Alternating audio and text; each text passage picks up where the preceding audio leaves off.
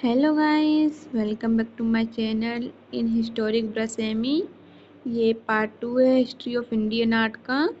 हमने पिछली वीडियो में पढ़ा था इंडियन हिस्ट्री ऑफ आर्ट को डेवलपमेंट के हिसाब से 3 पार्ट्स में डिवाइड किया है, pre historic, protohistoric and historic. Pre historic वह टाइम पीरियड था जहाँ पे हमें स्क्रिप्ट नहीं मिले हैं। प्रोटोहिस्टोरिक वह टाइम पीरियड था जब हमें स्क्रिप्ट मिले हैं पर उन्हें पढ़ा नहीं गया। हिस्टोरिक वह टाइम है जब हमें स्क्रिप्ट मिले थे, उसे पढ़ा भी गया था। तो अब इस वीडियो में हम पढ़ने वाले हैं सिर्फ प्री हिस्टोरिक टाइम पीरियड के बारे में कि प्री हिस्टोरिक टाइम पीरियड है क्या। उससे पहले हम थोड़ा बता देते हैं कि हम आगे जाके कौन कौन से वीडियोस पे बातें करेंगे या टॉपिक्स पे बातें करेंगे। तो अभी हम प्री हिस्टोरिक आर्ट के बारे में पढ़ रहे हैं। इसके बाद हम Indus valley civilization, Vedic period, Mahajanapada, Mauryan art, संघ, Satavahana, Kushan, Gupta art, medieval art, Mughal miniature painting, Rajasthani and Pahari painting, modern Indian art, contemporary Indian art और मेजर इंडियन आर्टिस्ट जैसे कि अविंद्रनाथ टैगोर, नंदलाल बोस या अमृता शेरगिल हो गई या एम.एफ. हुसैन, इनके बारे में पढ़ेंगे हम। वेस्टर्न हिस्ट्री ऑफ आर्ट भी हम पढ़ेंगे, लेकिन इसका डिस्कशन बाद में करते हैं। तो वीडियो को लंबा ना करते हुए हम इसको स्टार्ट करते हैं। प्री हिस्टोरिक आर्ट मैंने पहले वीडियो में बता दिया था डिटेल में कि वह टाइम पीरियड जब हमें कोई भी स्क्रिप्ट नहीं मिले। तो प्री हिस्टोरिक टाइम पीरियड वह टाइम पीरियड जब हमें कोई भी लिखे हुए एविडेंस नहीं मिले हैं। तो हमें इसके बारे में पता कैसे चलता है? आर्ट्स के थ्रू, टूल्स या ब्यूरल के थ्रू हमें इस ह्यूमन लाइफ के बारे में पता चलता है। प्री हिस्टोरिक टाइम पीरियड को भी हमने मेनली 4 फेजेस में डिवाइड किया है। 4 फेजेस इसमें कौन कौन से हैं? पहला है पैलियोलिथिक एज या कहें पूर्व पाषाण काल। इसको हम ओल्ड स्टोन एज भी कहते हैं। यहाँ पे मैंने सभी में टाइम पीरियड मेंशन कर रखा है तो आप इसको इजीली पढ़ सकते हैं। इसको हम ओल्ड स्टोन एज भी कहते हैं। यहाँ पे नोमैडिक और हंटर गेट होते थे।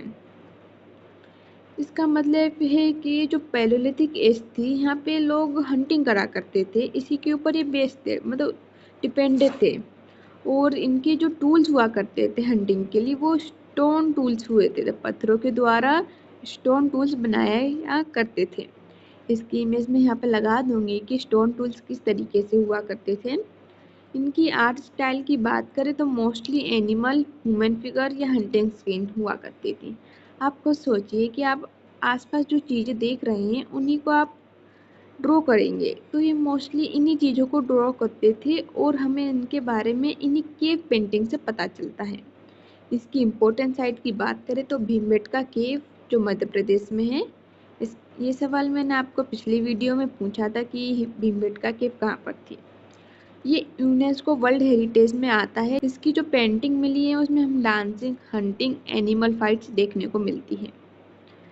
अब आता है मेसोलिथिक एज। पैलियोलिथिक एज के बाद जो टाइम पीरियड स्टार्ट होता है वो होता है मेसोलिथिक एज। इस टाइम पीरियड को मिडल स्टोन एज भी कहते हैं। अब हंटिंग के बाद इन्होंने स्टार्ट करी थी फूड गैदर करना और डोमेस्टिकेशन ऑफ एनिमल, मतलब पशुपालन करना, जानवरों को पालना। और इनके टूल्स में भी बहुत बदलाव आते हैं। ये स्मॉल टूल्स यूज़ करने लगते हैं और शार्प स्टोन टूल्स का यूज़ करते हैं। पहले ये सिर्फ स्टोन टूल्स का यूज़ करते थे और वो भी बहुत बड़े हुए करते थे, लेकिन इन्होंने स्टार्ट करा स्मॉल स्टोन टूल्स का। इनकी आर्ट स्टाइल की बात करें तो डेली लाइफ, कम्युनिटी डांस और एनिमल और रिचुअल्स के ऊपर पेंटिंग करा करते थे। इसकी साइट भीमबेटका केव हो गई और बाग केव इम्पोर्टेंट है। फिर आता है न्यूलिथिक एज। न्यूलिथिक मेसोलिथिक के बाद आता है जिसे हम न्यू स्टोन एज कहते हैं। इन्होंने परमानेंट सेटलमेंट स्टार्ट कर दिया था और इस यहाँ पे ये लोग पॉलिश स्टोन टूल्स का यूज़ करते थे। इन्होंने धीरे धीरे डेवलपमेंट करा, लार्ज से स्टोन से स्मॉल स्टोन पे गए, स्मॉल स्टोन से ये पॉलिश स्टोन टूल्स पर आए। इनके हम आर्ट स्टाइल की बात करें तो पोट्री, डेकोरेशन हो गए, सिम्बल्स हो गए, इनके बारे में इनकी आर्ट स्टाइल रही हैं।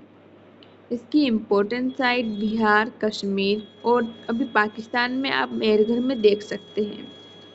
अधिकतर जो फाइन आर्ट का सिलेबस रहता है उसमें पैलेलिथिक, मेसोलिथिक और नियोलिथिक ही रहते हैं, लेकिन इसमें हम ताम्र पाषाण काल चैलोलिथिक एज के बारे में हम बात करते हैं। चैलोलिथिक एज वह है जब हमने कॉपर टूल्स का यूज़ करना स्टार्ट करा था। ये बेसिकली हम हाई लेवल पे पढ़ाई करते हैं, हम भी फाइन आर्ट्स की या फिर आर्ट्स के बारे में हमें डिटेल में जानना होता है तब आता है। ये इतना इम्पोर्टेंट है नहीं तो आप इसको छोड़ भी सकते हैं, लेकिन फिर भी देख लीजिए थोड़ा बहुत। ताम्र पाषाण काल कहें तो कॉपर टूल्स, जब हमने कॉपर टूल्स का यूज़ करना स्टार्ट करा था। इसमें लोगों ने डेवलप करा फार्मिंग कम्युनिटीज़ को और सोशली खुद को। आर्ट स्टाइल की बात करें तो इन्होंने पोइट्री पर ब्लैक एंड रेड पेंट के डिज़ाइन इन्होंने स्टार्ट करे थे और कॉपर टूल्स का यूज स्टार्ट करा था। टेराकोटा फिगर्स का स्टार्ट करा। ये रिचुअल ऑब्जेक्ट बनाने स्टार्ट करे। इसकी इम्पोर्टेंट साइट आहार, क्याटा, मालवा है। अब हम थोड़ा समरी टेबल देख लें इनकी। यहाँ पे टाइम पीरियड दे रखा है। टाइम पीरियड इतना इम्पोर्टेंट है नहीं, फिर भी आप देख सकते हैं, जिससे आपको नॉलेज मिलती रहे कि किस टाइम पीरियड के बाद कौन सा टाइम पीरियड आया और किस तरीके से इसकी शुरुआत हुई और कैसे ये ख़त्म हुआ। पैलेलिथिक एज, पैलेलिथिक एज में ये रफ स्टोन टूल्स का यूज़ करते थे। मेसोलिथिक एज में इन्होंने माइक्रोलिथिक स्टोन टूल्स का यूज़ करा। माइक्रोलिथिक होता है स्मॉल स्टोन टूल्स। रफ के बाद इन्होंने छोटे स्टोन का यूज़ करा। छोटे के बाद इन्होंने पॉलिश्ड, जो न्यूलिथिक एज में आता है। पॉलिश्ड के बाद इन्होंने कॉपर स्टोन का यूज़ करा था। कॉपर का और स्टोन का दोनों का यूज़ करा, जिसे हम चैलोलिथिक एज कहते हैं। इसकी आर्ट स्टाइल की बात करें तो इसकी केव पेंटिंग जो भीमबेटका में मिले हैं। मेसोलिथिक में डेली लाइफ स्किन्स हमें देखने को मिलते हैं, जो भीमबेटका में कंटिन्यू रहा है। नियोलिथिक में पॉलिश स्टोन से इन्होंने आर्ट बनाई थी, जो पोइट्री के अंदर देखने को मिलती है। चैलोलिथिक एज में इन्होंने poetry, terracotta, metal work start करे थे, जहाँ पे हमें देखने को कुछ आर्ट वर्क्स भी देखने को मिलते हैं। सो ये हुई समरी। अगली वीडियो में हम पढ़ेंगे भीमबेटका केव्स के बारे में, क्योंकि ये प्री हिस्टोरिक टाइम पीरियड की सबसे इम्पोर्टेंट केव रही है और इससे हमें बहुत सारी जानकारी प्री हिस्टोरिक टाइम पीरियड की मिलेंगी।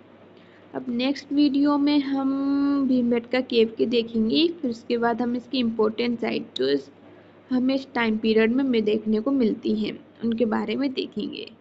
तो मेरे साथ जुड़े रहिए आगे की वीडियो जानने के लिए और मुझे follow and like and subscribe ज़रूर करें।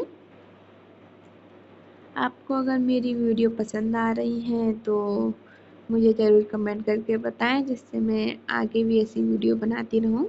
And thank you for watching. यहाँ तक अगर आपने अभी तक वीडियो देखी है, एंड बाय बाय गाइस।